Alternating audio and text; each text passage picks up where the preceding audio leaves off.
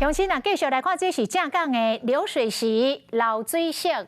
宜兰总位的新社镇南庙，前几天啊，伫个风台影响着台湾的期间，来举办庙会办道。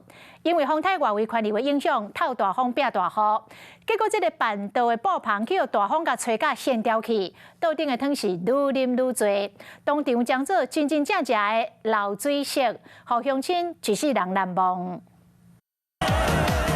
音乐声响起，气氛来到上观点。沿过雄雄有人在机，这边的人全部拢徛起来，原来就是头顶的篷布去互风吹甲掀起来咯。 雄雄一阵大风，篷布也有铁机架拢一直咧摇，这帮的民众赶紧爬起来做伙，将铁架啊甲顶咧。沿过风因为伤过头，穿白衫查甫人拢直要互休出去。头顶的篷布又原是无法度抵抗风台威力，直接来飞走，雨水为天顶上落来，一声真正变成是正港的板道。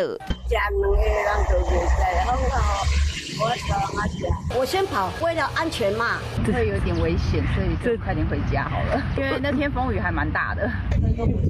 事发迄天，雨是一直咧落，天气状况无啥好。这场办道之乱，就发生伫咧宜兰总位的新社镇安庙。庙会敢若是就办伫咧风台影响台湾的期间，外围环流和北台湾出现透风大雨，才会予这边的办道道顶的汤是愈啉愈多。食到安尼办道，恐惊嘛，互民众真正真难忘。